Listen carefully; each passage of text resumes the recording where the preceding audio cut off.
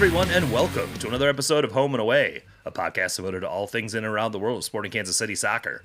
I am Drew Vanderploeg, joined once again, as always, by my good friend Cody Welton.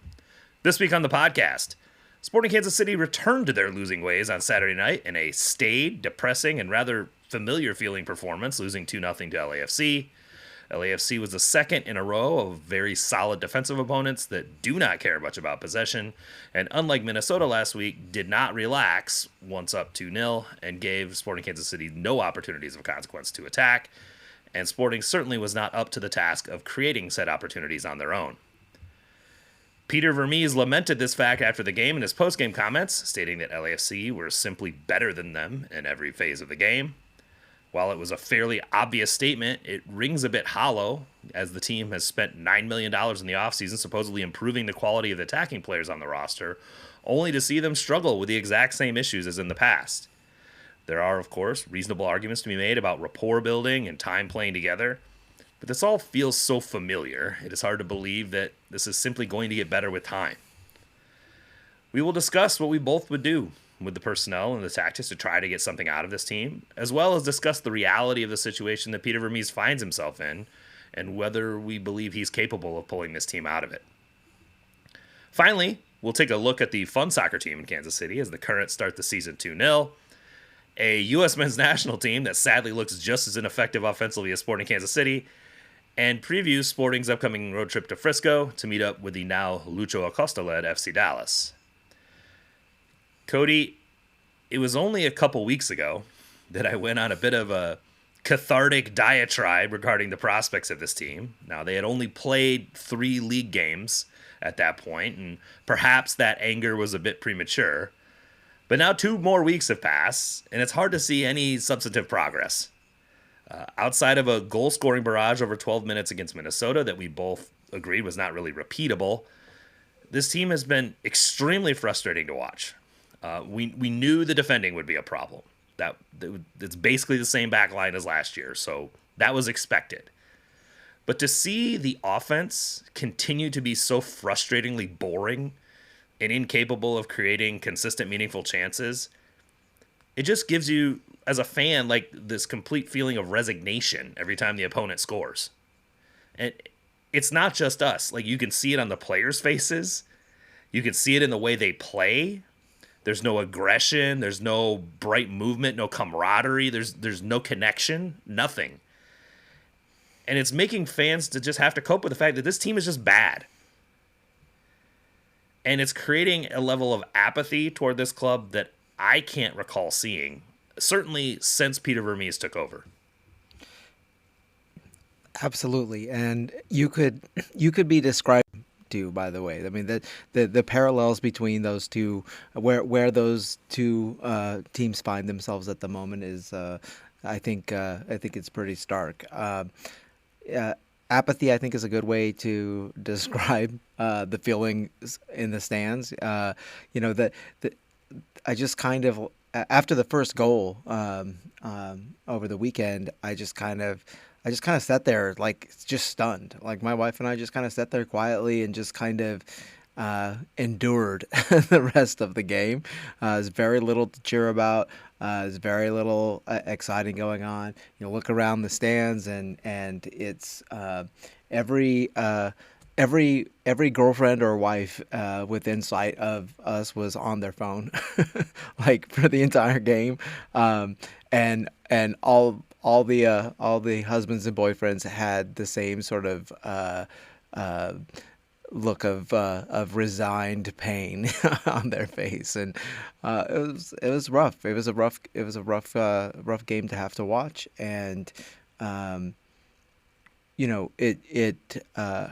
if anybody was hoping that, like, the second half of the Minnesota game would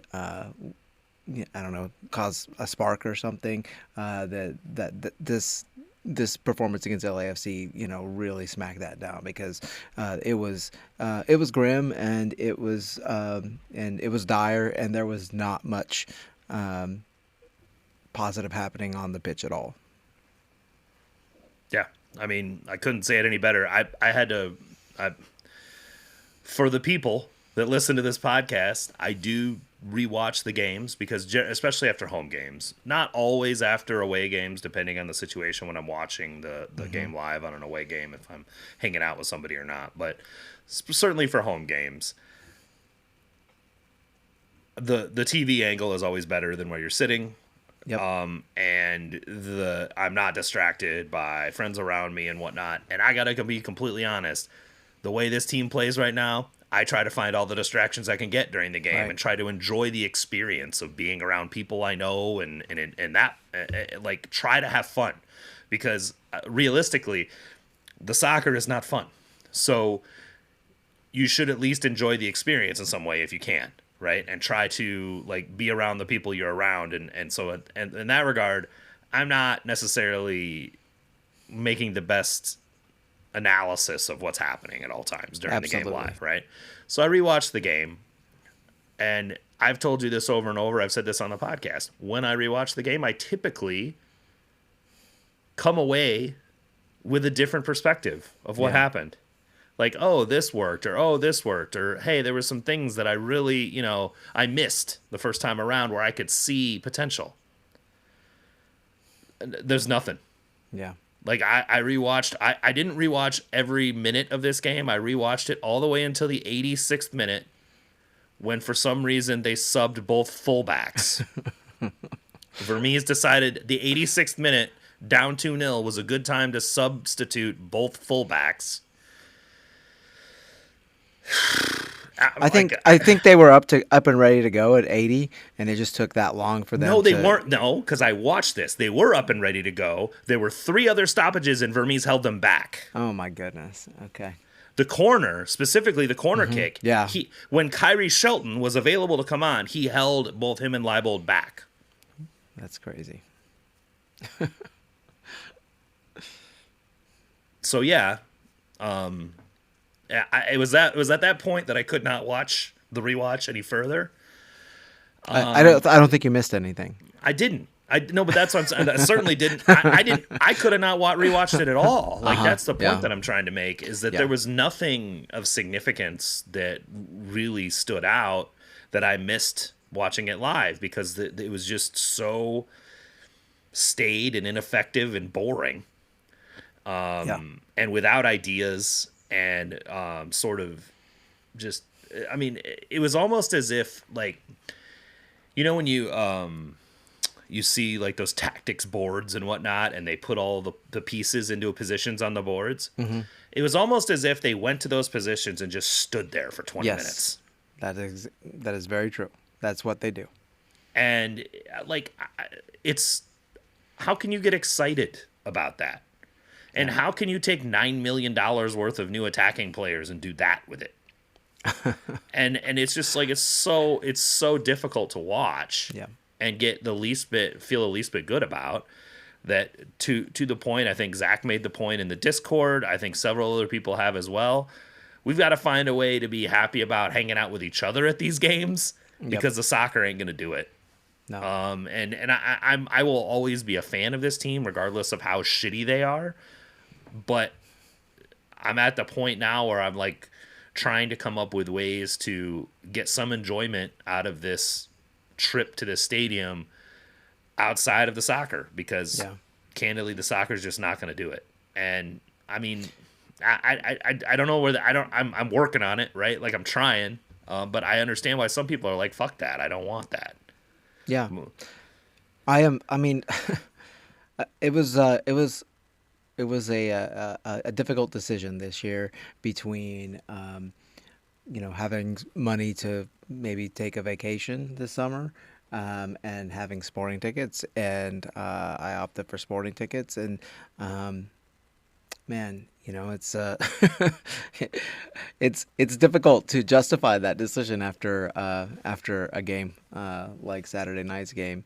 But it is what it is. I mean, you're exactly right. We got to make the best of it, and you make those decisions. But still, like the biggest thing is, like, it wasn't just that game.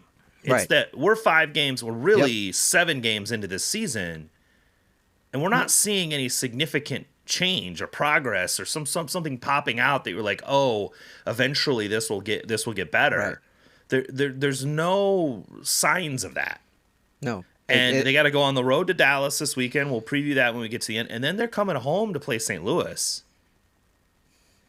And I have a lot of concerns about like where this fan base is going to be if Pink Dog Food FC rolls in here and trucks them. They're already going to be at home. I mean, they're going to sell their tickets to St. Louis fans, and it's going to be, yeah.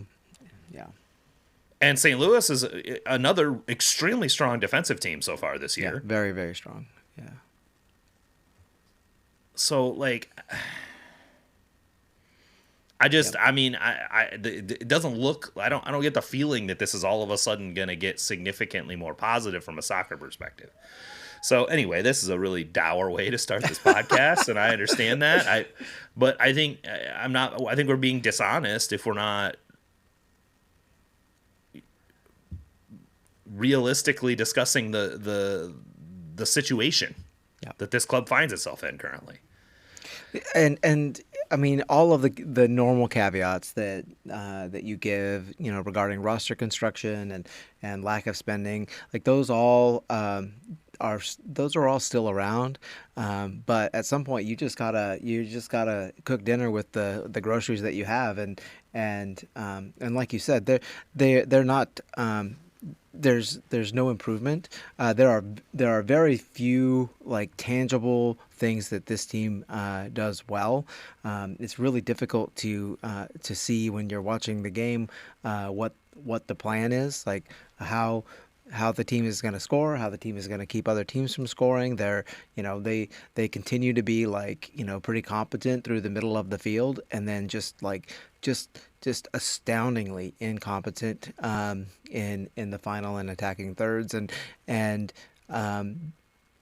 there are enough good players on this team for that not to be the case. Well, and this is the thing, like.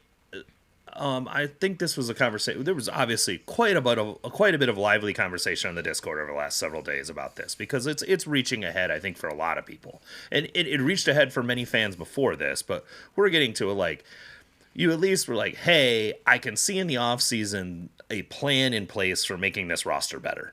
Yep. We moved on from some players that needed to be moved on from. A lot of people were like, why didn't we bring Johnny Russell back? Why don't we do that? All the players that they moved on from, none of them have re-signed anywhere. I take that back. Robert Castellanos signed for a USL team. But like Johnny Russell, Tim Melia, Remy Voltaire, Andreu Fontes, all those players, one of them retired. The other three have found nowhere else to go. Yeah. So like these were decisions that had to be made.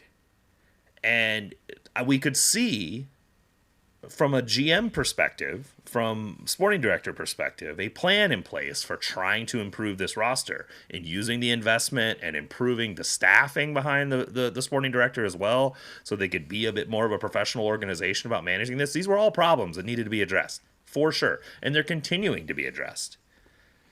But we see players of quality come in, and we see a complete inability to get anything out of them. Like, I made a joke on the Discord. I was like, I think I could have coached this team for 5 games and gotten a draw out of it. Yeah. Like, seriously, like, yep.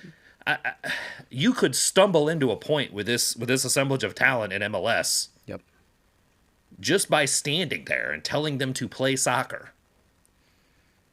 In fact, honestly, frankly, that's probably what the team needs. They need a simplified version of whatever the fuck they're trying to do, because what they're doing obviously isn't working, and you're exactly right. They need to find a way to the coach needs to find a way to get his best players in positions to succeed, and that hasn't happened so far. And ownership went out and they invested money, and Mike Burns went out and he got quality attacking pieces, and there hasn't been any. I mean, right now, like statistically, turned Dejan Joveljic into Alan Pulido. Right. I mean, that's what I was going to say. There's no difference between Joveljic and Alan Pulido right now. I mean, it's extremely aggravating. And I'm like, again, we're 5 games in, and blah blah blah blah blah. The 10-game window to see where we're at, et cetera, et cetera, et cetera. But man, I mean, you would expect to see some level of progress or some glimpse of what good could look like. Like, I understand if it's not coming off all the time, right? Yeah, Like they're absolutely. not connecting because the pass is just a little bit long or Right. this kind of thing, right? I could understand that. We're not even seeing that. Yeah.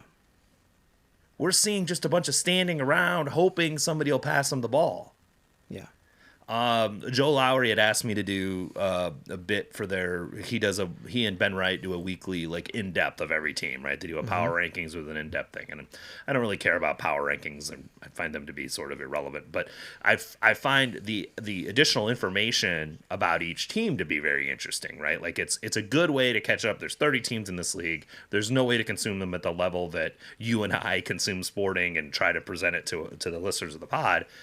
But this is a good way to get you some quick sort of knowledge about each team. And he had asked me to kind of add some context, and I think his question to me was like, after all this money spent, why can't this team, like, what's the biggest issue? Why can't they figure out how to create meaningful chances? And I was like, we've talked about it a little bit, but I was just like, look, it's like there's no coordinated off ball movement at all. Like they sort of like, and this LAFC game was a microcosm of these problems, right? Like if you watch this game, it is an absolute microcosm of all the problems this team has had for a couple of years. There's no quick movement forward at all. Yeah. They very, very methodically and slowly push the ball forward into this 2-3-5, 3-2-5 possession shape. And then just sort of hope something happens. Yep. Like it's get the ball to zone 14 and YOLO. Like that appears to be the tactical plan. And I know Peter Vermes is not saying that. He's not going, "Oh, all right, you guys are here, figure it out." Like I don't believe that. I really don't. Like if he is, then he should have been fired a long time ago. But like they don't seem to have any ideas of what to do with each other to get from that point to goal scoring chances at all. One of the easiest ways to tell that is that they're one of the league leaders in crosses, and that They had 42 fucking crosses in this game, Cody. it's ridiculous. That is ridiculous. 42. I mean, that's my Opta. StatsBomb had less than that, but some of it depends on like some people don't calculate crosses once you get a certain distance It's a away lot, from the goal. regardless. Still, 42. Yeah. Jesus. I mean, if that's the way they're going to play, they might as well just, they need to figure out how to get Agata and Joveljic as two forwards and have them both in the box, because that's not. I don't think that's Joveljic's game at all. I will say this. Like I saw the stat before I rewatched it, and so I was like trying to keep an eye on this. In the first half, I don't think I didn't think it was that bad, and sure enough, they were only 12 of the 42 were in the first half. That had something to do with it. But also, I do think that there is an intent from both fullbacks as they sort of get into their sort of midfield positions in that 2-3-5. They're hitting early crosses, right? They're sort of curling them, Yep. and that in and of itself is actually a useful way, especially in a positional play system, to create chaos at the top of the box and get runners in. Like it's you see Arsenal do this a lot. You see Liverpool do this a lot. Like early crosses are a thing, but they're doing it from movement. Yeah. They're not getting to a staid, like they're not getting into a set position arrangement with their opponent facing them defensively and then lipping it in. It is like we are progressing the ball forward downfield, and as progression is happening, I'm early crossing to a runner. And that is not what Sporting's doing. They're doing this. But they could. Like, yeah. Logan Ndembe is one of the leaders in passes into the penalty box. And Jake was curling him in too. Jake's very good at this ball too. They can do that, and we were told over the window that Sporting was going to play more direct, and they were going to be more aggressive and assertive offensively, and that has not happened at all. Like they don't play with that sort of intent, and they don't play on the front foot. Well, and that was the second point of what I sort of outlined in Backheeled this week, was that they get to this sort of positional arrangement, and they just sort of stay within it, right? They're just Right. kind of in this thing, and there's no movement, there's no coordinated anything. And I think I said this to Daniel Sperry earlier today because we were talking about ball progression, and one of the stats that Sporting is one of the best in the league in is progressive passes, Yep. which can be a little bit of a head fake because progressive passes are any pass that goes vertically more than 10 yards. Well, Sporting is exceptionally good at getting from the top of their own 18 to the top of the opponent's 18. They have been for years. So it makes it seem like their progressive passing is really strong. The problem is they're doing it in such a sort of plodding manner that the opponent is never put in a position where they have to turn around and face their own goal to catch up to the play. Right. There's like such a huge part of attacking a defense that is making them face their own goal. As soon as you make defenders face their own goal, you have options.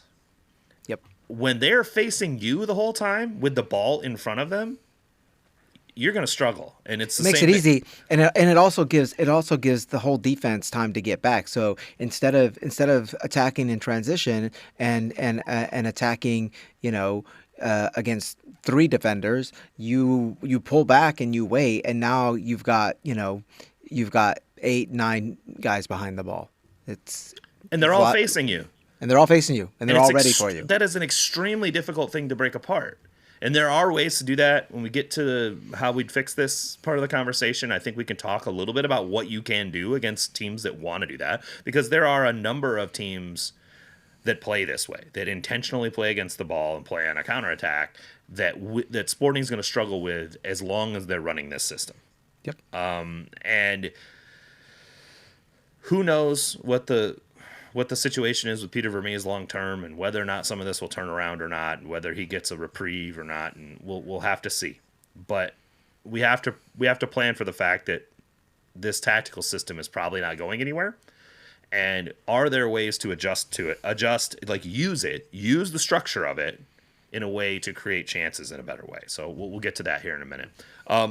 First things first, we'll talk about the game just a little bit. Can I interject real quickly? Yes, I do want to point out, since you mentioned back heel, that this is like the first week that I can remember where this team is actually, they're bad enough that national media is taking notice of how crappy they are and commenting on it.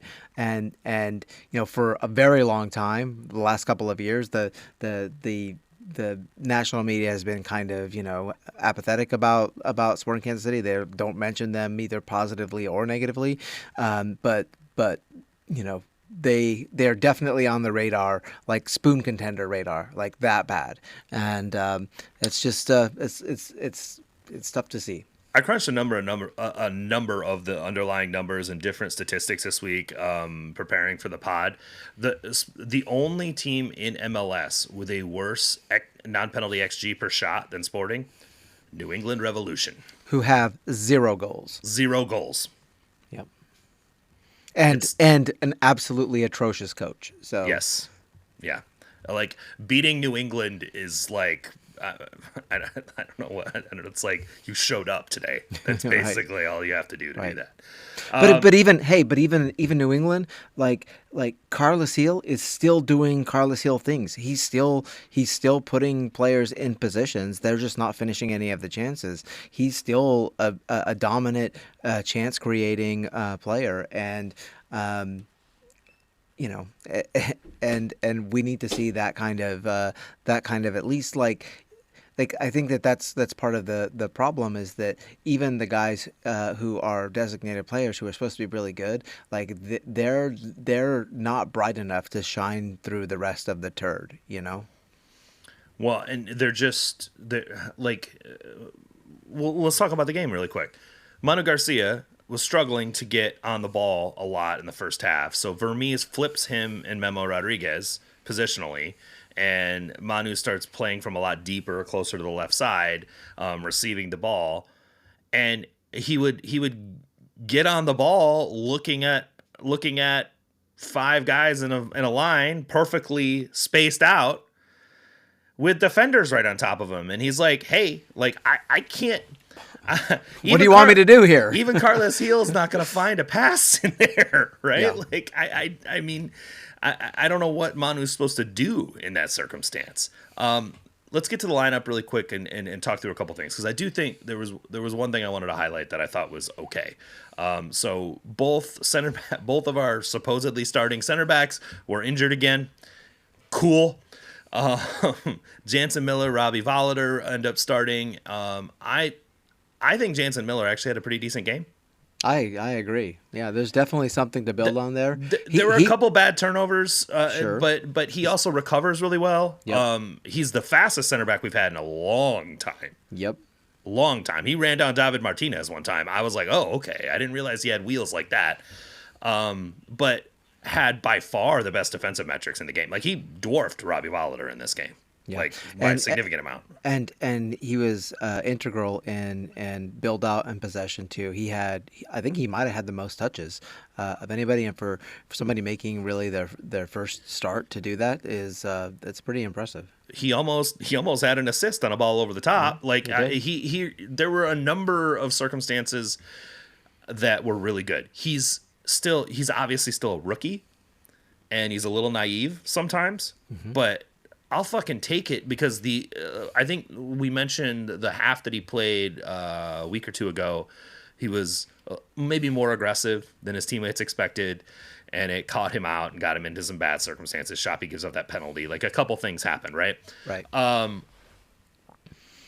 I saw more of that aggression, but maybe a little bit more awareness at the same time. Like, you could see him immediately better. He was immediately better than he was in that game. And I think the more he plays, the better he's going to be. And it's nice to find at least somebody who, like, looks at least interesting. Right. Or especially interested. on the back line. Yeah, interested too. On the back line, I mean, this back line is buns. So it's nice to have, like, at least something positive happening. But I thought he had a pretty good game, and his numbers were insane. Like, recoveries, not just his passing and whatnot, which obviously was nice to see, but a number of defensive interventions, won like over 60% of his duels. Like, he had, and also was good in the air. Yep. Yeah, an all around very good game, and it'll be really interesting to see what happens moving forward. I mean, who knows when those other two guys are going to be healthy? But does Miller still fit into things, or does he become the Jacob Bartlett of the back line and disappears on the bench for that's a separate conversation we need to have about Vermes later, about how some of this is being managed. No, it's the same conversation, right? Like, because you see a young player who shows flashes of positivity and some fight and then what?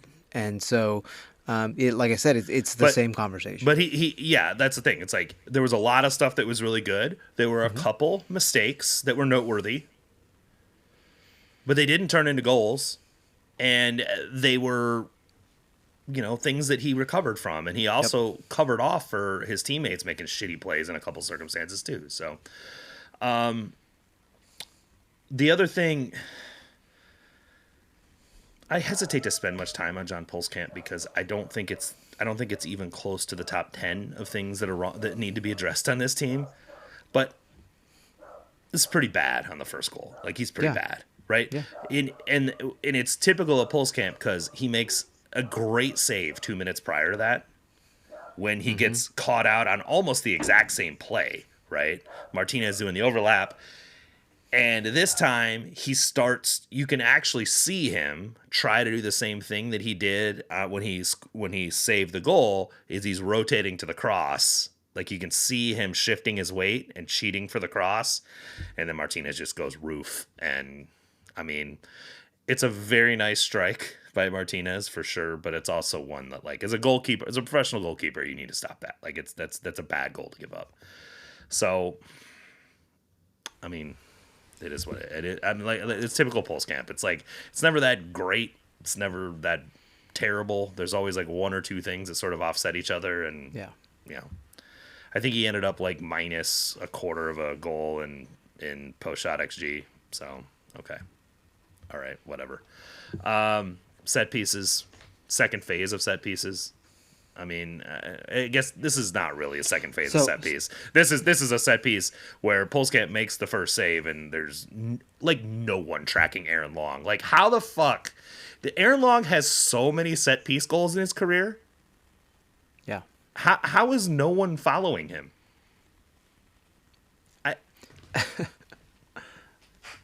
Look, I mean this is It one just of keeps those happening. things that, It's the same shit that keeps happening. It's the same thing, and even a bad team can be good on set pieces or competent on pieces. Even in fact, I would say that a bad team should, like, that's one place where you can really buckle down, right? Yeah. And you can because you can train that. That's a repeatable thing that you can train on the training field. This you isn't can be this isn't skill. This is no, technique. no, and you can have set plays and you can run those and you can be competent on set pieces, both attacking and defending, and this team refuses to do that, and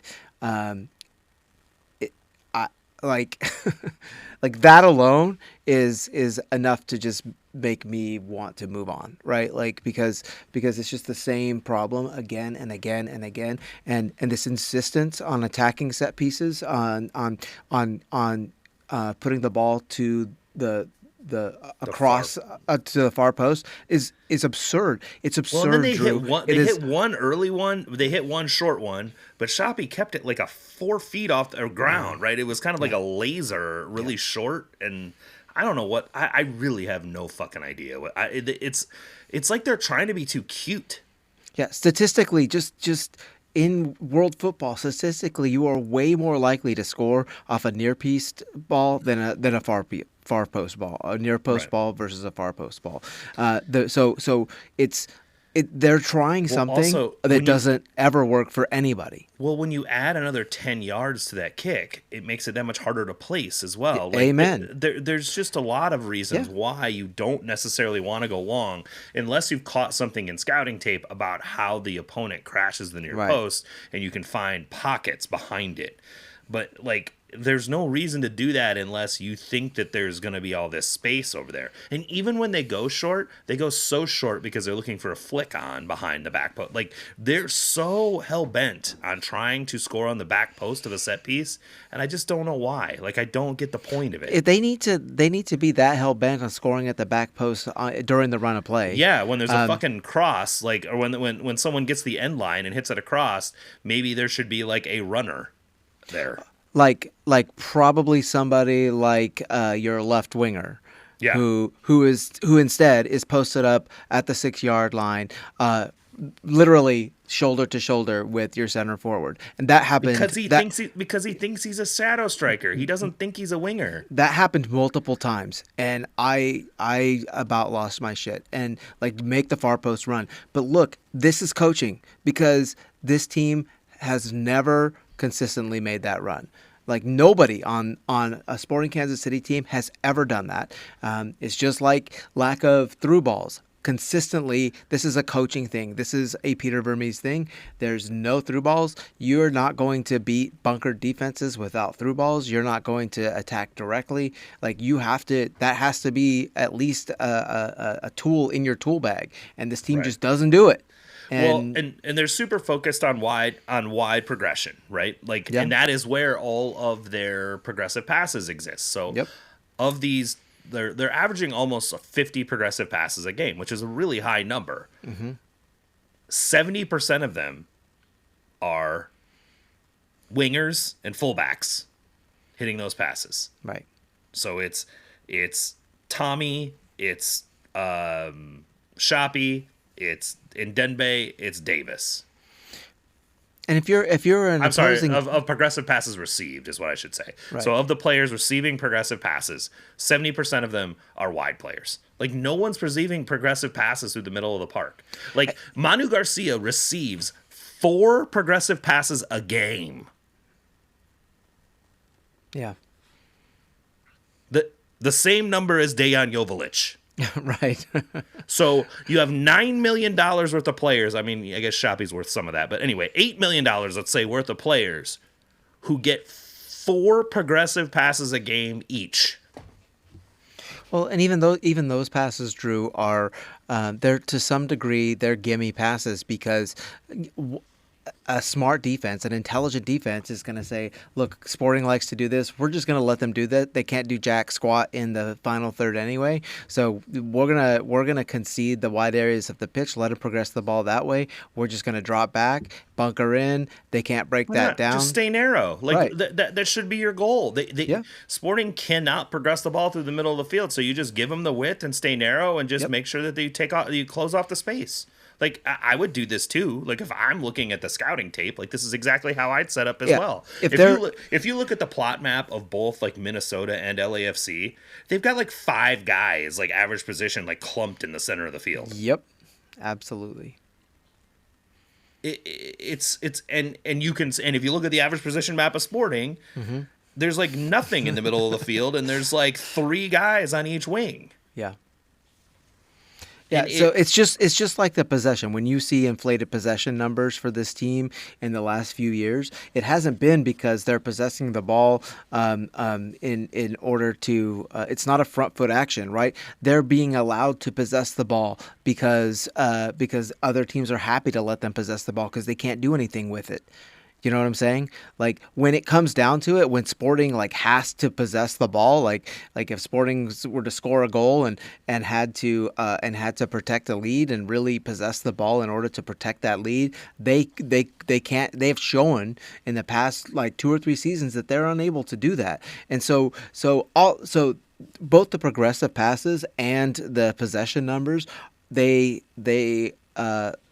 they're a red herring, right? They give you the false information about what's happening with the team. Yeah, they're inflated stats that don't really mean anything, right? Right. And I think that's why you have to look at stats in a certain way and like look at the context of how they're created. And when you know all a progressive pass is a pass that went 10 yards forward. Yep. That's all it is. Well, Sporting hits long switches all the time. They hit these sort of diagonals into space that don't really go anywhere once the player gets within 25 yards of goal. Like these are common passes that Sporting hits all the time that are just available because they don't get them into areas of danger. And the whole point of a progressive pass and the whole point of measuring a progressive pass is the concept is that you are pushing the ball forward at a velocity in which that you're causing the defense to scramble and potentially getting into an area that is potential for creating chances. Sporting isn't doing that. They're hitting progressive passes that are by definition progressive, but they aren't progressing the offense towards the goal in an effective way. If you look at, I actually took a look at their passing G plus because I think that gives you a little bit better idea of what is actually getting them into danger areas, right? So G plus, expected threat, all of them, especially when we're looking at the passing part of it, they're generally just trying to figure out, are you moving the ball towards the scoring area, right? That's the whole point of a G plus or expected threat. Any of those things is like, are you, from an offensive perspective, when you're measuring it, are you moving the ball closer to an area where you might score a goal, where you might be more dangerous for scoring a goal? And Sporting's, while being 4th in the league in progressive passes and like passing the ball forward, they are 19th in the league in offensive G plus passing. And that should tell you everything you need to know, that they're aggregating all of it at these very low value areas in the middle of the field. So like, without going way too far in the weeds on this, In the do middle, G plus- you mean the middle third, the middle third, not right? not the So, center of the field. Yeah, the middle third of the field, exactly. So without getting too far in the weeds, the concept of applying value to G plus or expected threat when we're talking about passing, they've got the whole pitch like gridded right into levels of value as far as like how much value, like how much quote unquote XG would you create by moving from this box to this box on the field, right? Like statistically, that's what they're doing. And obviously, the further that box is away from the goal, the less value it has, It has some value, but it has much less value than the boxes inside the 18-yard box or the ones closest to goal. So what Sporting's doing is hitting a ton of vertical passes into areas that have extremely low danger value. So they can build up, the bottom of the middle third as far as G plus passing by doing it a ton of times, but they're not actually passing into those danger areas very often. And that is why we see their low XG, we see their low shot totals, we see their low non-penalty XG per shot. All of that stuff can tell you that they are not getting into places that create goals consistently enough. I mean, I can't say at all. They scored some goals, but they do get there sometimes. But I think you mentioned on the pod before, like, average XG per shot is around 0.1. You need 10 shots to score. Sporting is averaging less than 10 shots a game. Yeah. Yeah, and their average shot distance is more than 18 20 meters, yards. I think I saw in the Y Scout report I looked for LAFC. It's 20 meters, so it's like 23, 24 yards was their average shot distance.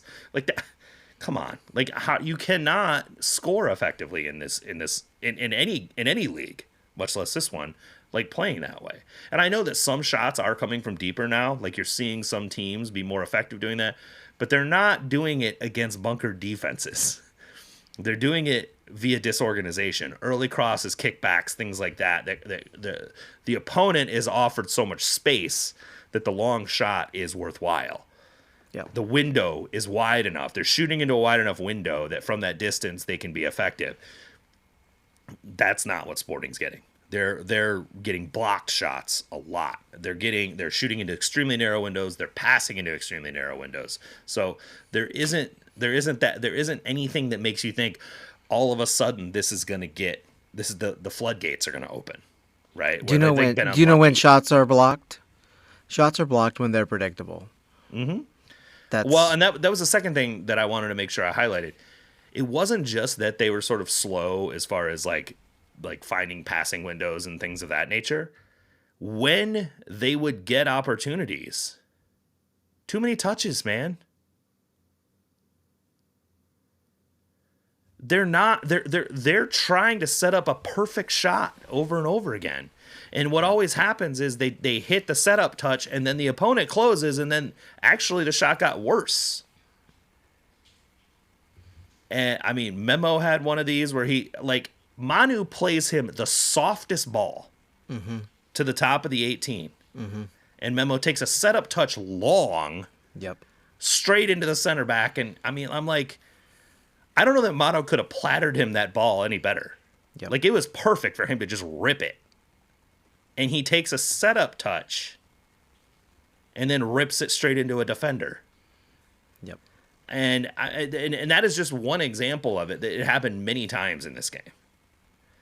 The other thing is, we got to talk about Eric Tommy, okay? So let's get into more of like, can Peter Vermes fix this problem? Do we believe that? I believe he's capable of fixing this problem. Will he? Will he make the changes necessary to do so? Is a significant question, because we continue to see Eric Tommy being trotted out at left wing. I think the idea was, let's get supposedly, and we've said this on the pod before, get supposedly our 4 best attacking players on the field at once, right? I think that was the idea. It's not working. Eric Tommy is more of a sort of shadow striker, second forward kind of player from the midfield. He's not a creative player, but he's definitely a scorer. And you've got him playing in this sort of like inverted winger thing where he's making these vertical runs over the top, but Dembe and he have no rapport and they never hit the pass. And then the only time he made a really nice run and scored a goal was basically when he was in the center of the pitch against DC, right? Like once he got into the middle of the field and was able to sort of do his thing and Manu moved to the left, then he scores a goal. It's not the right place for him. He's not functional there. Manu doesn't know how to find him. There's just no these pieces don't fit together, and they're not. I don't see how all of a sudden they're going to start fitting together. Eric Tommy is not a combination player. He needs to get on the end of the last ball to hit it. Like, that is his thing, right? Making a late run into the box is something he does. Unfortunately, it's not at the far post. That's not his thing. He wants to play centrally. He wants to be a goal scorer, which means he's tripping on Dejan Joveljic. He's tripping on Manu Garcia. He's tripping on a bunch of guys who are still trying to find their place in this team, and he's kind of getting in the way. Yeah. And this isn't a new problem for him. I mean, we talked about that when he played the left-sided 8, he and Shallowy were constantly stepping on each other and getting in each other's way, and decreased the effectiveness of both of those players. Yeah, it's like this is another thing that I had mentioned on the Discord. I think after the game, maybe the day after. I think David Avery had mentioned something about, like, I forget what he said, but it reminded me of, like, the usually you're hoping that a coach can make a team better than the sum of its parts. Yeah. This team functions less than the sum of its parts. Very much seems to be that way. Like, they're not only, like, not just meeting their skill level, they're, like, playing below it. Yeah. And it does seem to be, at least at some level, due to this reticence towards taking Tommy off the field. I mean, it's also a stubbornness. There's that word again. It's an insistence on trying to fit square pegs into round holes, and we have discussed that over and over again. Yeah, being so overconfident in what you think is right that your thing's going to come out. I mean, a lot of things have come out over the last couple of days. Is we've all tried to sort of, I mean, I don't want to call it like grieve, right? Like, it's not the stages of grief, but at some level it a little bit is. And as we've all tried to sort of get through all of this and manage it emotionally, there was if you remember at the end of 2023 when the team was terrible to start the year, and they did the whole thing where they went and tore down the ranch and they did all that stuff. Yeah. And Vermes was very steadfast in his belief that it would eventually get better once he had the full toolbox, right? Once Polito and Kinda got back. And they have that comeback at the end of the season, and they win the series against St. Louis, which is literally the last time I can remember feeling good about this team at all. Yeah. Yep. And then he went on a fucking road show telling everybody how right he was. Right? It wasn't like the guy is so, like, concerned with being right that I'm concerned with his ability to accept the need to make adjustments. Right. But I mean, he went on radio shows, he did interviews, did all this kind of stuff, and he was still talking about it in the middle in his preseason. Yeah. And I mean, if only he gets his guys, everything will be great. Who does that sound like? Yeah. We had this conversation last year, right? We did. We had this conversation last year. He wants to be MLS Pep. He's really MLS Mourinho. Yeah. And I mean, at some level, I can respect the confidence. Like, at a certain level, if you're going to be a head coach in a professional soccer league, you have to have confidence and a belief in yourself. And I can understand why he would have that. I think you add the New Jersey on top of it and all the other, like, there's a lot going on there that creates that. But I have concerns that there's a willingness to accept when things aren't working and make adjustments. And Well, I think that also plays into the conversation that you mentioned on Discord, where you made the assertion that maybe Vermes just uh, has an inability to coach elite players well. Um, and I think that those two things are connected, right? I think that I think that Vermes puts so much uh, like dogmatic faith into the system over players that he doesn't cater to players on the field, and I think that that's what you need to do with elite players. You need to find ways I think that to I think that was okay with Johan Quase. I think we mentioned this last week, right? Like in right. certain circumstances, right? Like you can't have guys sort of making themselves bigger than the team that aren't really that good, right? Right. Like I mean, okay, right? Like chill out just a little bit. But I think when you spend money, they spend a ton of money both in like transfer fees and salaries on these guys. Yeah. And you can tell Joveljic is not happy. No, he's not seeing very much of the ball. When he does see the ball, it's rarely in dangerous positions. I And mean, when he tries to make runs and the ball comes in, Tommy's right on his fucking back. right. Like it's that's you know what I mean? Like there's got to be some understanding of like how do you enable these guys to be the stars they are? And it can't be just follow the rules. Like I mean, I understand at a certain perspective you need to have control as a coach. You need to make sure that people are all going in the same direction, right? Yep. But also I think that with MLS, you only have a couple players per team that you can put this amount of money and investment into, and you have to prioritize them. And it's so weird to me to see Eric Tommy prioritized over Joveljic and Garcia. Amen. They moved Garcia up to like a sort of second forward off to the right just to make Tommy more effective. Yeah. What the fuck? Are you serious?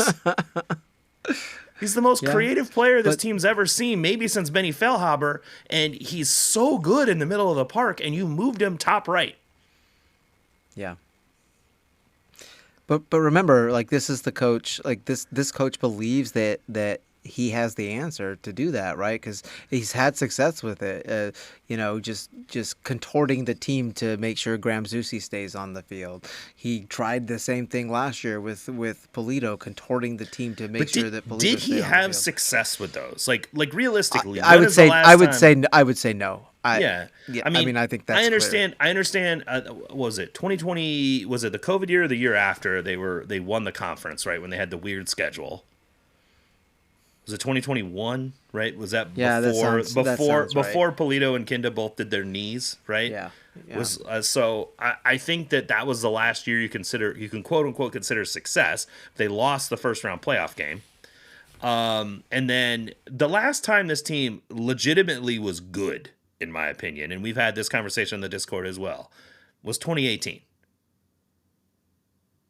Like Western Conference Final, the beat LAFC on decision day to win the Western Conference, get the number 1 seed, Western Conference Final. We all know what happened, Sebastian Blanco, et cetera, et cetera. But that team was fucking good. That was a good soccer team. Mm-hmm. That's the last time this team's been good. Graham Zusi was like in his early 30s. It might have been 30, 31. So, like, I understand what you're saying about, like, contorting the team and all this stuff, like the stuff he was doing. I don't know that the team was ever really that successful when he was doing these weird machinations to prioritize certain players. The problem that we have here, and this is something we've discussed a lot, is the Vermes guy. Yeah. If you are a Vermes guy, you're going to play. And he'll do whatever it takes to get you on the field.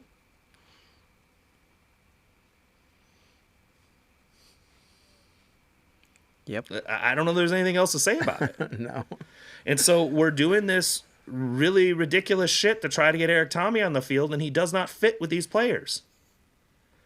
I think Joveljic has made a comment, we need Danny out there, like talking about Shallowy. Yeah.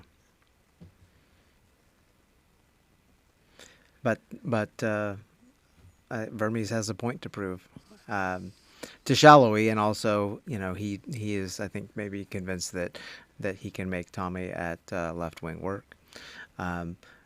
Speaking of coaches putting their players in a position to succeed, do you know which team has the highest expected goals so far this season? Total expected goals? Mm-hmm. Is it Jesper Sorensen? Is it Vancouver? No, it's the OG, man. It's Bruce.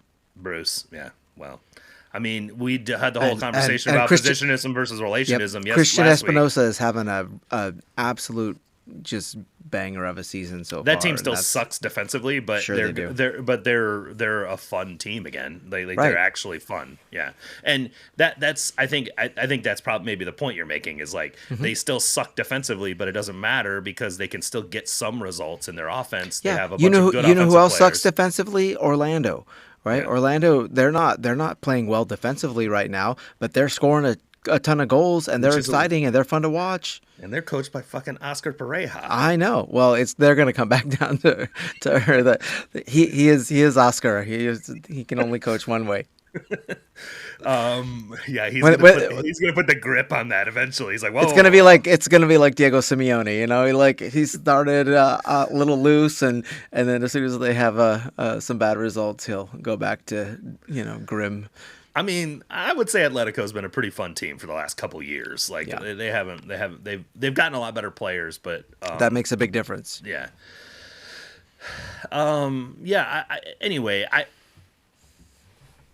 My main concern when I look at this is the problems we're seeing through 7 games in all comps, 5 league games, are the same problems we saw last year. They're the same problems we've seen for several years when this team has struggled to be effective offensively. They aren't new problems. This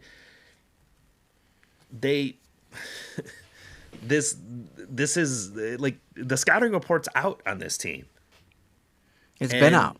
Yeah. And I don't know, like, I struggle to see how it's going to substantively change all of a sudden.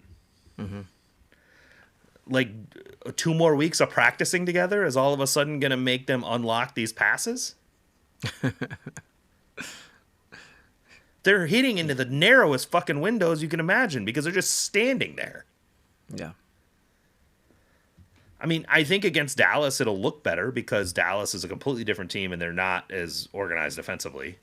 So I think it's a much better matchup for them. And Dallas's wingers aren't near as good as the last couple teams they've played. So like it's gonna be a different game. But I don't know.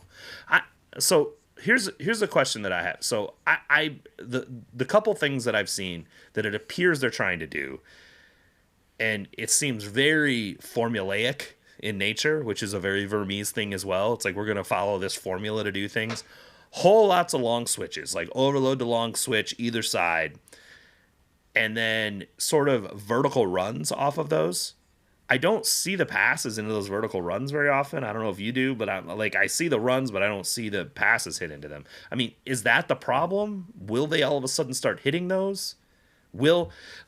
I can see So are you meaning vertical runs on the same side as the switch goes to? Correct. Yeah. So overlapping and underlapping runs? Correct. Yeah. Right. Over and underlapping runs off of the switch. So and you can see circumstance, and some of them aren't super long switches. Like some of them, like a lot of times Shoppy gets it and he's 1v1 with a fullback. And you'll see sometimes Jake do an inverted or an overlapping run as part of that, right? But I see circumstances where maybe just even out of midfield or just to the right side of the right vertical half space, there's a switch over to the left side to Ndenbe, and I'll see Tommy make that run. Yeah. And Ndenbe never hits that pass, ever. So, I mean, those are runs that are coming on the same side as where the ball is, right? So they are by that very nature, they're more predictable and easier to But track. but I mean, It's but the at runs least, it's but the they're not runs even coming on the other side, right? That those are the dangerous runs. right. But my point is, okay, but I hear what you're saying, but I'm saying like post pass. So like when they're if they switch the point of attack by 25 yards Yeah. and you do it on a single pass. Now you have to hit it hard, right? For it to the timing has to be right. But I've seen those. I even saw it. So like I'm getting frustrated with an NBA for several reasons. I saw Shallowy do this. They got into a 1-2, and Shallowy made a darting, overlapping run, and Denbe took 4 touches before he hit the pass, and then he got turned over. Yeah. Like, this is a problem where the guys aren't hitting the pass. And I can see a circumstance. This is, again, I'm having to dig deep to figure out whether or not this could work. I can see a circumstance where if that pass is hit, and the guy can get on it, and then can get to the end line, and if you have runners coming from the other channel, that cutback or cross can work to create a reasonable shot. But we're never even seeing the first pass. Right. So it's like it's hard to know whether that following sequence of events is even in the plan or not, or if it was something that they would actually be able to accomplish. But I do think that another prime example I saw, and again, these are just the guys are just not seeing the run or not feeling confident in trying to hit the ball into the run, or I don't know what it is. I think that's the case because I when I see players, oftentimes they're looking at the player making the run. The player makes the run and they pull it back and switch because they don't feel confident or they don't. I watched Tommy make the run and I saw Denbe instead just whip a hard cross into Joveljic and just Right. like slammed into his torso. And I'm like, I don't know what the fuck that's supposed to do. But there was one like the one where Shoppy actually got to the end line and sort of did a Schross. I'm not sure if he was shooting on goal or if he was crossing. I think, the thought was either way, maybe something good happens. And Joveljic was not making the back post run on that play because he had just made a darting run that Manu did not play in. He was recycling his run by the time that Shoppy got on. And so like it was out of sequence again. So I can see in some level that there's some more rapport to be built as far as these guys like seeing, like being able to connect to each other. And obviously LAFC being a very good defensive team, they're very narrow windows to hit into. Yeah. So, I mean, ideally, get the fucking team into space and they don't have to deal with these problems. Like they have to find a way to create space offensively. And nothing they're doing right now is in any way looking like that's going to happen. Yeah. I'm kind of like you. Like I watch them play, and I'm like, okay, well, here's a few good things. Like I could see something, and then I look at the schedule, and I'm like, they are worse than every one of these teams, right? Like yeah, we see ways that Cody, they have 1 point in 5 games. Of course they are. I know, but I mean, that's like always the come down to earth moment for me is like, yeah, I can see them doing this. Oh wait, I can see them doing something, having some success against, like you said, Dallas, but then they turn around and they have to play St. Louis, and St. Louis is a meat grinder defensively, and I don't think that this team is equipped to handle that, and and so I just don't I don't know if there's any point this season where the improvements are anything other than marginal. Okay, and I think that's a fair assessment. I mean, I don't. I'm trying to reach for ideas of how it could work within the way they're doing things. My main issue, honestly, more than anything, is just how slowly they move forward with the ball. Especially against teams like LAFC and Minnesota, who are obviously not going to pressure you that much. One of the most important things against a team that is going to sit in a mid-block and defend a lot is to pull them forward so you can play behind their space. When they move forward, you play behind that movement. And there's nothing that Sporting does to try to attract gravity towards them. And I don't know how, I don't know why they don't do that. But they're playing against an opponent that very clearly has no interest in pressuring them until they reach a certain area of the field. like you can watch it. So LAFC was fairly aggressive with their midfield counter pressure for about 20 minutes. Mm-hmm. They were turning over the ball a lot and getting a lot of chances early in the first half. And they got the goal with David Martinez, and within like 3 or 4 minutes after that, Sharandolo told them to pack it in.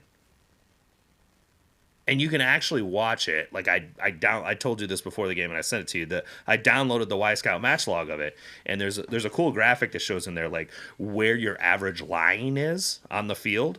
Yeah. And you can see it sort of like alternating between Sporting and LAFC for the first 16 minutes or so, and then all of a sudden Sporting is 65 yards upfield, and LAFC's 30 yards. Yeah. Right? Like, and it just stays there for the rest of the game. And so it's like, how do you, like, there has to be an understanding of how to make adjustments in that time frame to, like, pull them forward and then play behind it. So much of their recycling is not recycling to actually create space for passing. It's recycling because there's no better option. Yeah, it's just sending it back because I can't find something to do. And they need to be better at pulling their shape back and then moving forward aggressively once they do. And I've just never seen a team. It like makes no sense to me to be a positional play team that is literally like the whole concept of positional play is about using space to your advantage, and they never create space. Yeah. Well, I think that especially with these players, and especially at the beginning of the season, the positional play tenets are supposed to provide more of a defensive backbone than anything else, and I mean that doesn't work when you have players who don't mark their players closely enough, and people are just zooming by them. I mean, and I noticed. I think Radia had a pretty good game overall, but I still noticed. But he still did 4 to 5. Just let the fucking guy go. Things. Well, yeah. So he lets the player. He's too far off. He lets the player receive the ball in front of him. Then, like belatedly, he decides to pressure. He comes forward too aggressively, and the guy just goes right by him. And then he's like trotting back towards the goal, and that happened on multiple occasions. And you can't. This is the last thing I said on the. I'll say about the back heel thing. Their counter pressure sucks in the midfield. They cannot counter press effectively. Yep. Because their best tackler is playing right back, and the other options they have are very bad. Like Memo Rodriguez and Nemanja Radia has got to be the worst counter pressing double pivot I can think of. Yeah. These are not guys who are actively winning tackles a lot. Okay. It's not really their thing. No. Although, I mean, I honestly, like, to his credit, Radia has really upped his tackling this year, so he's doing a lot better. I mean, honestly, the team overall, like, if you look at their tackling numbers compared to the previous couple of years, they are putting in more tackles. So this gets into the Vermes effort and mentality kind of stuff. Sure. But does it actually mean anything? Yeah, I mean, it's not changing the trajectory of the team in any way. Right.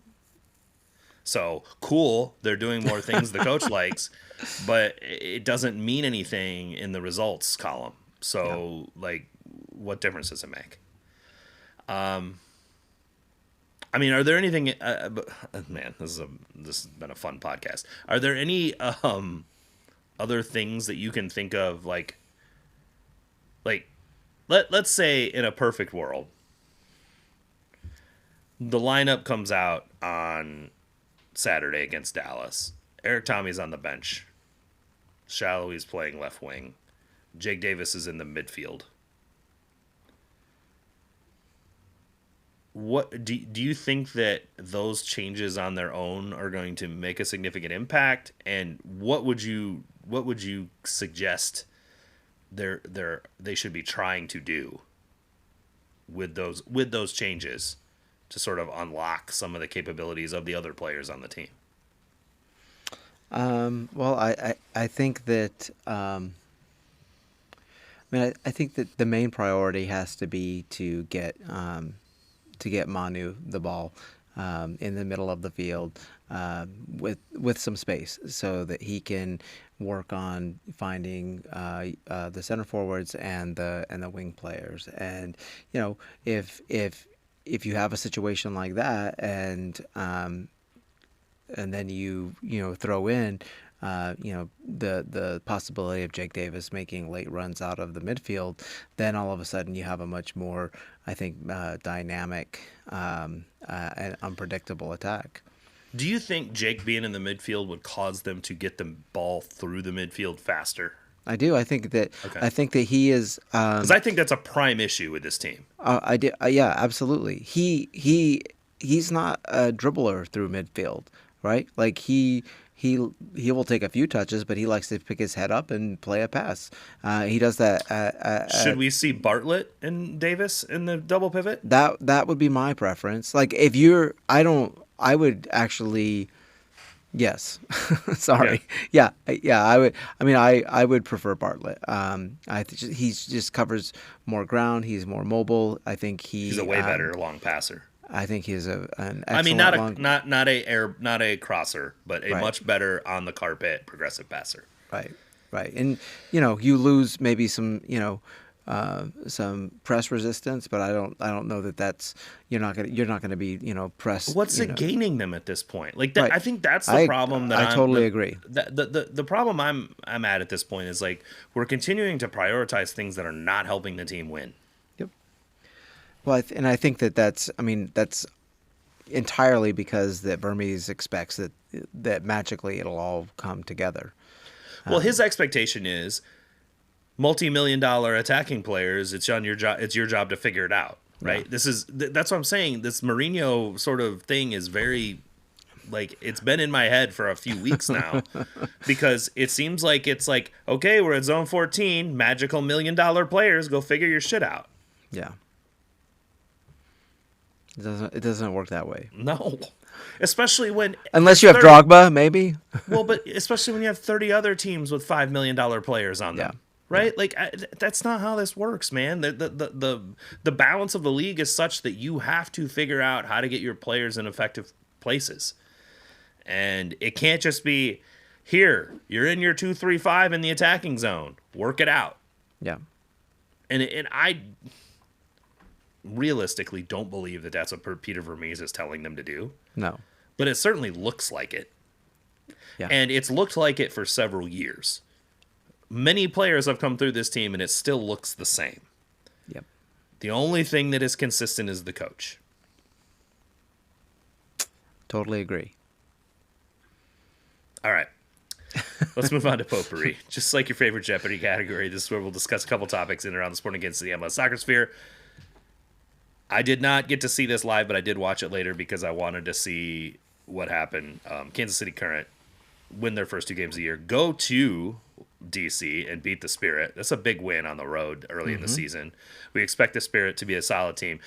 The Spirit's injury list looks like 2023 Kansas City Current, honestly. There are a lot on it. Basically, the whole front line is injured right now. Although Trinity Rodman somehow still got a call up to the USWNT, even though she's not playing right now. All I know is that the thing I appreciated most about that game was the way that the Current sort of controlled it. Just like literally controlled it on the road, managed the game state, got the Chewinga goal, got the, and then the other thing was Davinia. Like, I don't know if this is a Davinia renaissance. I don't know what's happening. I don't know where she was at, like, health-wise last year. I know she was in and out of the lineup. She had an injury early in the season, and I think maybe played through some stuff. I think that had some impact on her effectiveness last year. She looks like vintage Davinia right now. Like, and if the Current get that version of her and Bia can get healthy, Yeah. bro, this team could get scary. Like, scary good. Like, obviously, they already have we all know Temwa, and she's going to get on the score sheet. That's going to happen, right? It's like Thanos. Like, she's going to score. The question is, like, can they get valuable contributions from other attacking players, especially against better teams where they're going to have to score more than one goal? Yeah. And it definitely looked like it in this one. Obviously, they get the penalty, and Lowe bangs it home, and They're just they they're still not fully healthy, and probably the most balanced attack in the league. Yeah, Like I know they're Orlando's scary. really good and is very, but I think Orlando is very Barbara Banda heavy as far, Yeah.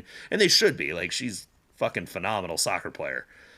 But I think the current, especially Michelle Cooper, seems to have leveled up again, which is something. They are a dangerous front four coming at you, and it's anyway. It's nice. It's nice to have a soccer team in town that is good and fun, and does fun things. All I'm gonna say is that the reason that is even a possibility is all about the engine, man, and it is that double pivot, and that is that just allows the rest of the team to just. Lowe is such an underrated soccer player, man. She is great. I know she gets a lot of notoriety, like, publicly, as the Selly Queen and all this other Right. stuff. I want y'all to watch Lola Bonta play soccer for 90 minutes. Yeah. She is an animal. Like, she is everywhere, and really, really involved. Her counter pressures are great. She tackles really well. And obviously, we're big Claire Hutton fans on this podcast. Like, her vision, her intelligence, her ability her tackling ability is extremely good. But I think Lowe probably ties that double pivot together more than anything, and probably allows Claire Hutton to be as good as she is Yeah, absolutely. because of Lowe's veteran capabilities, her knowledge, her ability to read the game and read moments effectively. It takes a lot of pressure off of Hutton, and I love it. I love it. I will say this: Claire Hutton, Lily Johannes are both in the next U.S. Women's National Team camp, and I'm telling you, things have been pretty bad for your boy on the soccer side of things. If I get to see Claire Hutton and Lily Johannes playing for the U.S. together, Yeah, that's pretty good. that might wipe away a lot of pain. Mm-hmm. just give me Emma. Just give me like 65 minutes in one game of those two in the midfield. That would be together. amazing. Yeah. I would very much appreciate that. And don't couch it by also adding Corbin Albert to it. Okay, No. just let's dispense with that. I'll take Lindsay Heaps, but no Corbin Albert, please.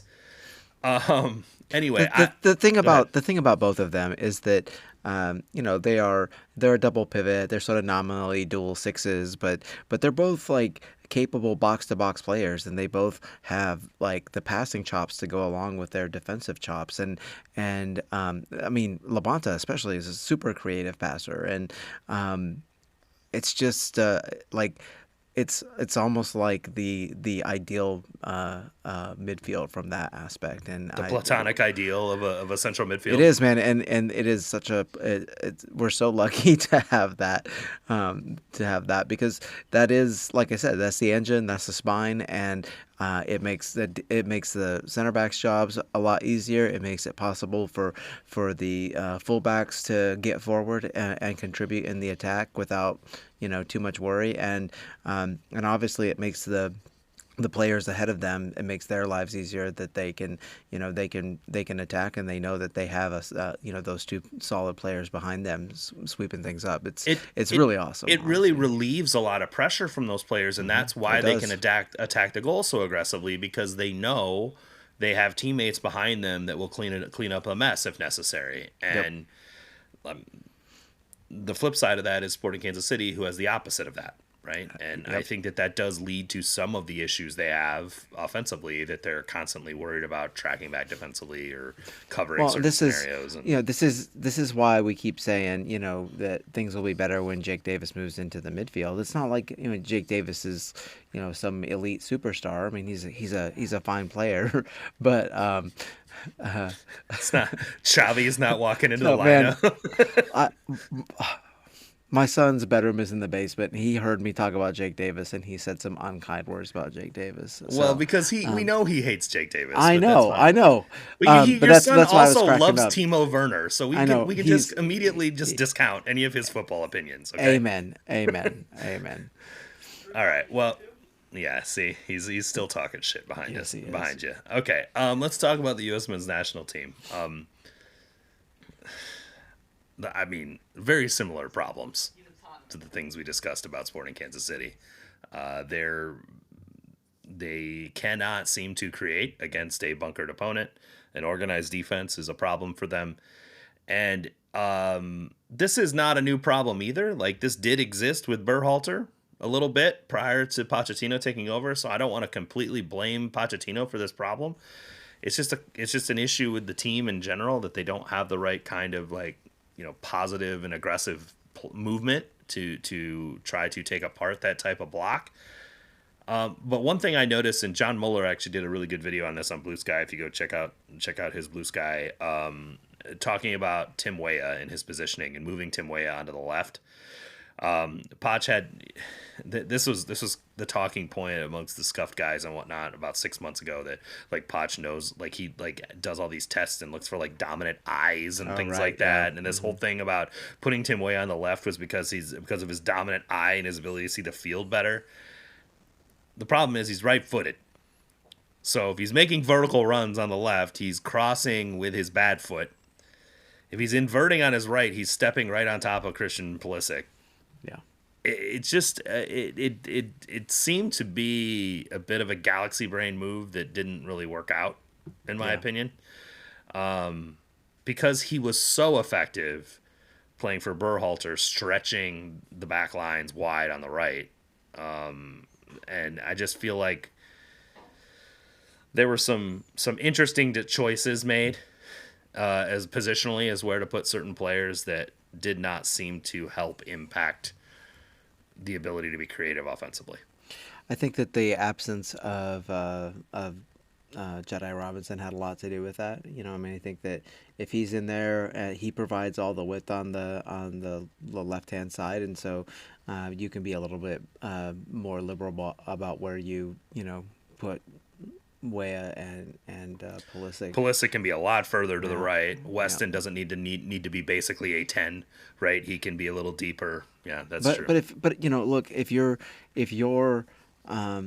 success is that dependent on a left back, then you have bigger problems, right? And so the United States is if they have to play with anything less than their absolute best 11 players, they have a tough time compensating. And that was the case, all the way back in the World Cup in 22, and that's still the case. Nobody the of significance has come through to right. The pool hasn't gotten any deeper. And Tanner Tessman and Jack McGlynn aren't fixing that problem, right? No, they're not. I mean, Diego Luna might fix it or help with some aspects. He was the one guy that came out of this camp. Like we're big fans of Diego Luna on this podcast. I love that guy. Oh my God. He's the closest thing to Deuce that I think I've seen. Like just the vibes and the creativity are just like he's got the personality to go with the creativity and just I'm gonna try shit and we're gonna do stuff, right? And that's the stuff that I remember of the teams that I really enjoyed from the early 10s, and he's just that kind of guy. But I think, like, what's wild is, he gets the Camp Cupcake call finally, gets his nose broken and really endears himself to Poch. That might have been the best thing to ever happen to him. 100%. Like, breaks his nose and still plays out the game and does really well. And then gets the call in here, and it sounds like Tyler Adams was super high on him. Pulisic was super high on him. They're like, they could see it.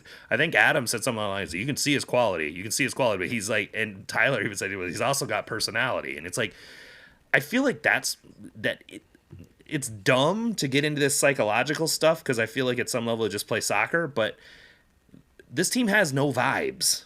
Right? Like, that's been a big problem with it for a while. Weston used to bring the vibes, but Weston doesn't bring the vibes every game, and that's a problem. Like Weston brought the vibes in kind of a chaotic and sort of like sometimes he comes up with fun shit that happens kind of way, but there was he wasn't like demonstrative like outside of that, and I think that we need some more vibes, guys. I mean, Sporting needs some more vibes, guys, if I'm being completely honest. Like, some dudes that just are fun, right? And Diego 100% fits that bill. So yes, he does. I am hopeful that he continues this trajectory.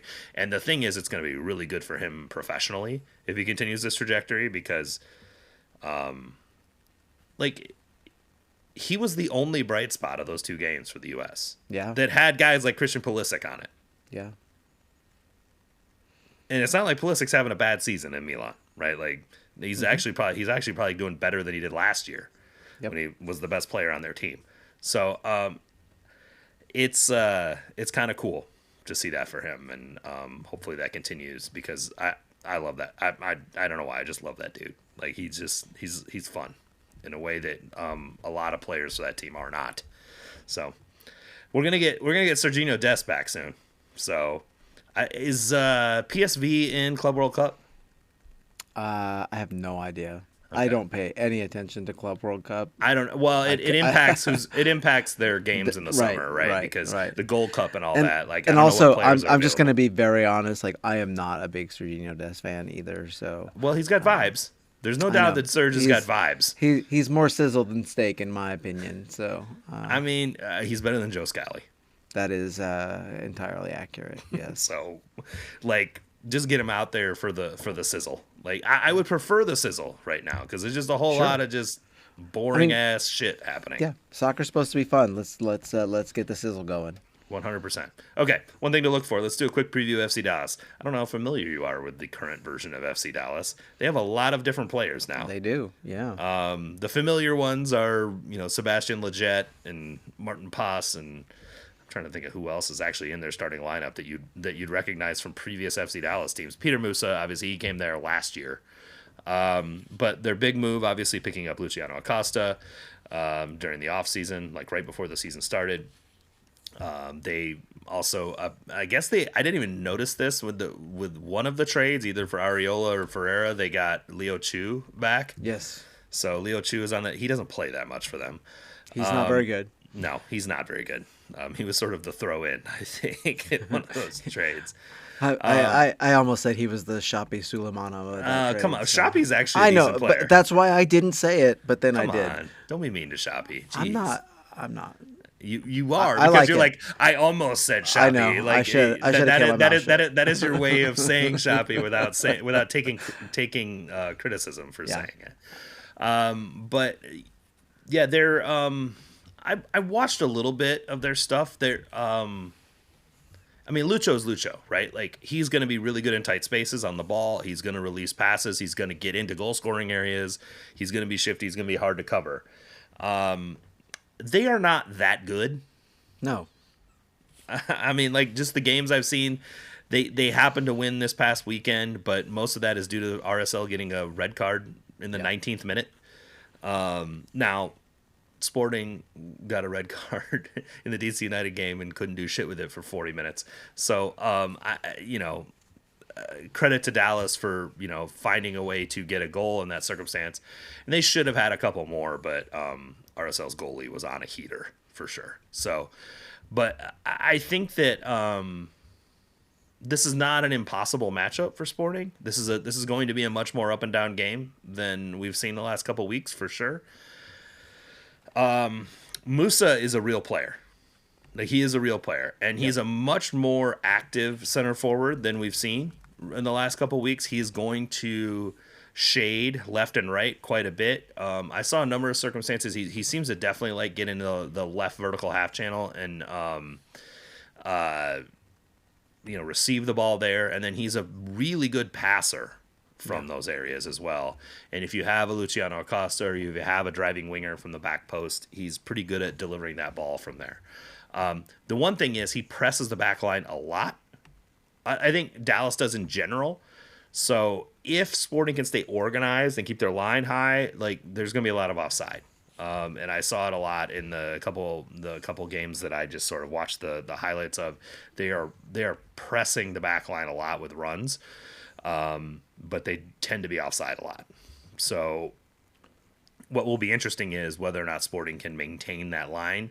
We know that Tim Leibold has a bad history of not keeping his positioning. I could just see him being on the left side of the field and Moose is on the far right, making that run, and Leibold's like, "Huh? What? Me? What?" Yeah. So we'll see. But they're also extremely susceptible to counterattacks. Like that was the thing I saw a lot, that they give up counters a lot. They run a sort of positional play type system with trying, and they do press numbers forward so they can got on the return. I don't know if Sporting is equipped to directly attack those places, but there will be opportunities to attack space in this game. Let me put it that way. Versus what we've seen the last couple games. So perhaps that will improve the potential for goal scoring opportunities. I don't know what your thoughts are on Dallas. My thoughts on Dallas are that they seem to be a team that's set up to play through the center of the field a lot, and play a lot narrower than what Sporting plays, and so I think that'll be interesting. An interesting matchup to see, both lineup wise, because I would imagine that they'll roll out probably a Basong and Roddy a double pivot to help deal with Acosta. You don't think Jake Davis is going to play in the midfield? You don't have any reason to believe it yet? Right. Right. Like, I'll believe it when I see it. It's not like. Vermes even said it at the end of the last game that that Jake needs to be in the midfield, but Shelton played fucking 4 minutes. Right. That's not the kind of minutes you give somebody who's ramping up to full fitness for the following week. You know what I'm saying? So, I don't know, man. At this point, like I said, I'll believe it when I see it. If he does play at right back, then we will have the best right back, because Dallas's right back is Shaq Moore, who's terrible. Yet somehow gets called into camps still. I don't understand that. Wait, when's the last time? Did he get called into Camp Cupcake? I'm pretty sure he did. No, really? I'd have to check that. Maybe he did. I didn't watch those games or pay that close. Neither did I. Other than the Diego Luna and Brian White stuff, but and Ajimang obviously was pretty good in those two. And Ajimang was actually good against Canada as well. Yeah. So yeah, that's that's what I'm looking for. It would be nice to see a little some defensive consistency and